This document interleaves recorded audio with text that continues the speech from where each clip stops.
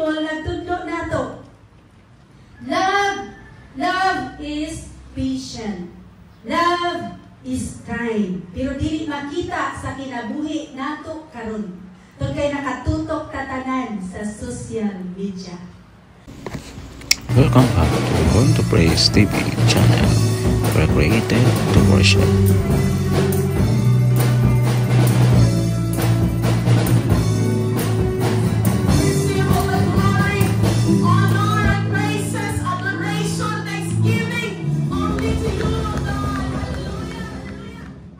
Nakatutok tatanan sa Hollywood ug mao na ato ganahan nga sumayon.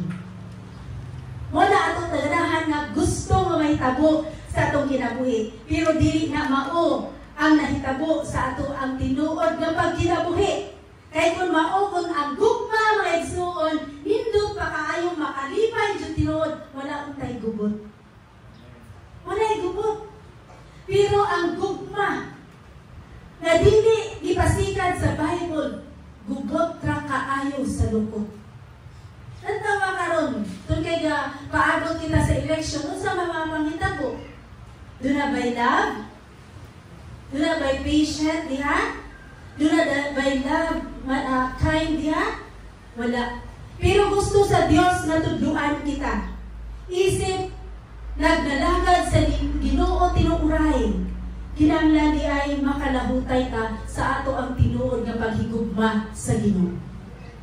Ang panusahay din ta makalahutay sa tinuod nga gugma sa Ginoo, labi naton dunay tay mga gisangon ang Dios kanato. Kung dunay gisangon ang church kanato, napamabudiha? Kung dunay gisangon ang church nato nga mao ni atong buhaton. Kung walay gisangon makayunta, makapailog jud ko sa akong pag-alagad, pastor. Makalahutay jud ko. Apan sa diyang sangunan ka. Di ba mayong kadayon, muundang na ko ani. Kay tungod pilit na makalahutay sa tinuod nga sitwasyon. Apa na ito hinumduman nga ang gugma kinahanglan mulahutay o mahimo nga mutuman mga igsuon. Then sa itong pagkinabuhi, adlaw-adlaw, dapat ang pulong ni ay sa Ginoo mao'y standard sa ato ang relasyon matag adlaw-adlaw.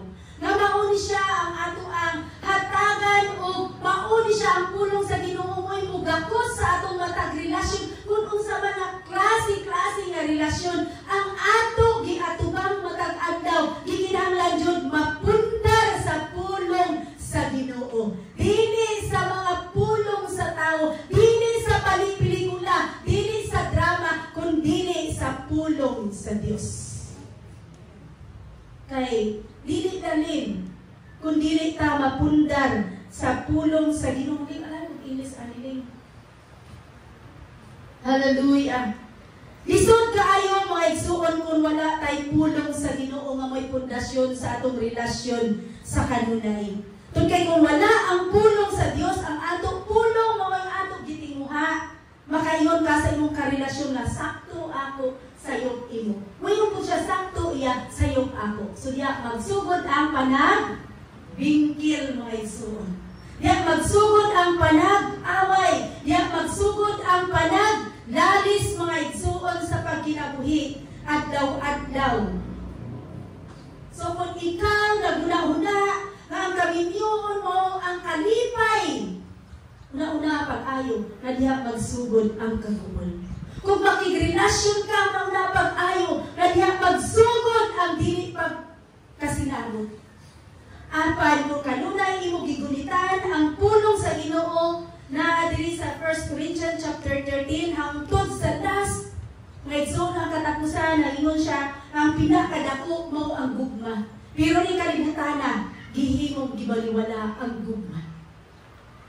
Pwede lang nga ilisan lang sa tanan nga makadaot.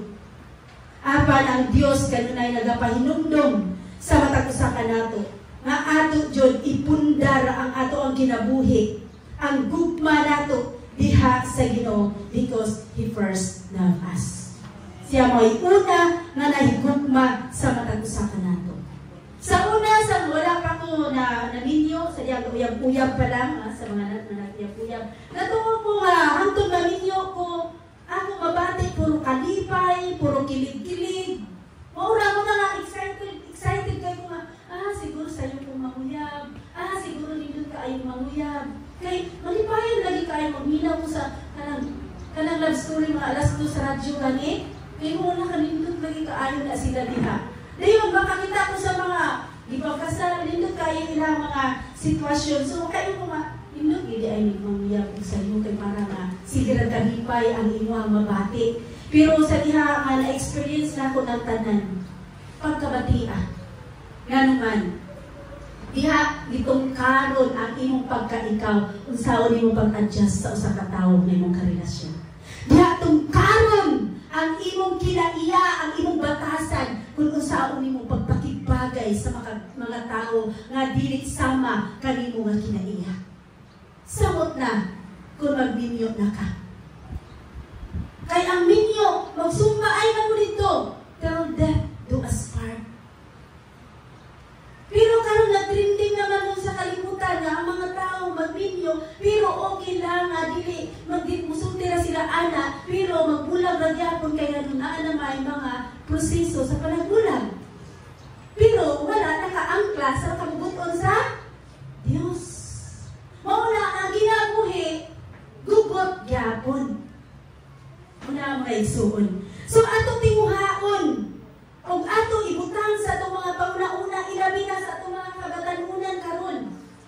Nga ang pagkinabuhi, puno, di kalimutan na puno sa mga challenges kung ikaw musulod sa usa ka relasyon. Puno sa oras na dunay mga kasamok kung ikaw musulod sa usa ka relasyon. Bisan na gani mayong ka sa imong katrabaho. Kung kay dili nimo kanunay masabtan ang imong mga kauban sa trabaho. Dili nimo masabtan ang imong kanunay amo, di ba? So listen, ikaw doon na kay pailog, pero imo ang busin mo na pailog, di ba? Apakan ka kung saan ka sayo. So in-ana po sa matag relasyon na ito sa usap-usap. Kung wala tayo pailog, dali tamo, walk out. Dili ta maminaw. Kung dili, walk out na dayon, araw ka, makuna-una ka na, makaiyon ka na, walk out na lang ko, araw doon ako yung peace of mind, magmuni-muni sa ako, matulog sa ako dito. Pero wala ka na kay ba ang pag-walk out mo, diha ni samot ang gubot. Diha ni samot ni dako ang problema. So sa ito pa, dapat doon natay lag na puno sa pailog, doon natay lag na puno sa pagsabot, doon natay lag na puno sa kaluoy sa usag-usag. Kaya kung maluoy ka, dili ka makahatag kanyang mga aksyon na ikahilak niya. Kung maluoy ka, kung doon na kay pailog, dili ka mo gama ang mga aksyon na ikaguol niya. Dili ka naggama ang aksyon na ikatahamak niya. Apan, ikaayo sa usag-usag, sama sa gibuhat ni Kristo. Pili mo walk out si Jesus Christ. Pili siya ingon na dili niya ibuhaton ang pagpakamatay dito sa krus sa Kalbaryo. Ibuhat niya ang tanan na mamatay siya dito sa krus sa Kalbaryo. Tungod dako ang iyang pailog diri nato, bisan kita makasasala. Tungod kay dako iyang pasensya diri nato, tungod kay gahuna-huna siya na kung ikaw mo dawat kaniya, makabatong ka chance na maangko nimo ang kinabuhi nga walay katapusan. Maupod na ang ato dapat ihatag o ipundar sa atong kinabuhi, sa atong mga partner in life. Pero wala taliana. Tugkay, ang atong pagkinabuhi, wala ta usahay nagtutok na sintro sa pulong sa Ginoo. Pili karon masulti siya, pero pagkagawas na to sa balay alampuanan, wala na. Pili karon makita nato nga energetic kaayo ta sa ato ang love sa Ginoo, bisan pa sa atong pag-awit, pero pagkagawas nato wala na. Pili na ta makahudyaka sa atong nakita sa social media. Mamang ikapalibay sa atong kasing-kasing. Pili na malimtan na nato ang pulong sa Ginoo, pero si Lord kanunay nagapahinumdum nato.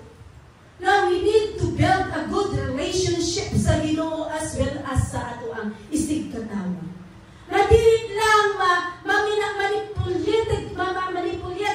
manipulate kita sa mga tao, kundi ma-rooted and grounded ka sa gugma sa Ginoo. Usahay, malayo ka sa pulong sa Ginoo tun kay na manipulate ka sa pulong sa social media. Pero ang pulong sa Ginoo, gusto sa Ginoo na mahimo kang rooted and grounded. Sa to ka rooted, mong gamot ka. Dili lang manggamot ka diha nga praise kung dili mo anak pag yun mo kuyana, pag yun ang imong mga gamot, mo ning gitawag nga grounded ka, grounded in love ka sa tanan nga buluhaton sa Ginoo na isango nimo. Una, mga igsuon. Sumo na siya nga pagkalisud-sudlon ang kaminyoon. Kung kay wala ka nagbarog ra sa usa ka anggulo, kundi barugani mo ang matag-anggol sa kinabuhi. Sudyuhan mo ang matag-anggol sa kinabuhi. Unang, dili ko ganahan makakita sa kanang mga kabatan-unan nga sayo-sayo na nila sudlo ng uyab-uyab. Mga walay kahibang kaagan sa sitwasyon.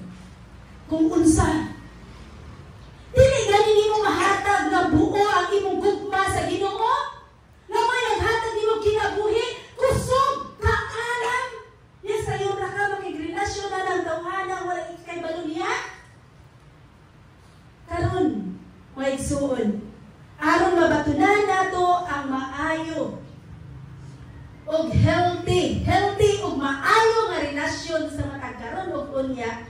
Kaya ang relasyon, bagyo, unos, baha, kasakit, kamatay, imong matagamtaman kung musulod ka sa relasyon.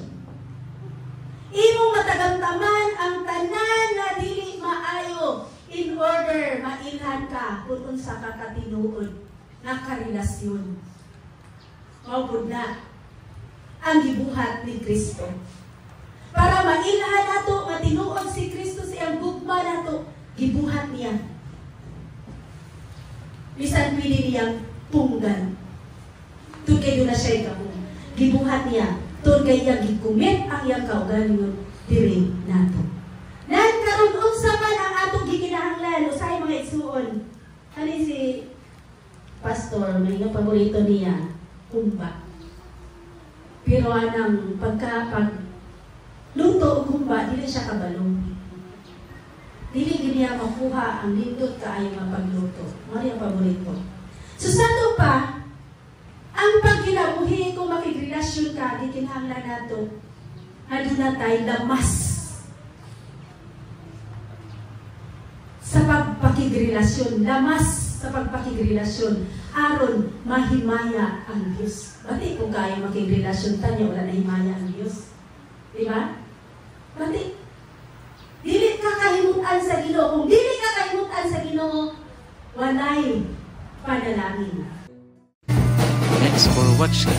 Please don't forget to subscribe, like, and share.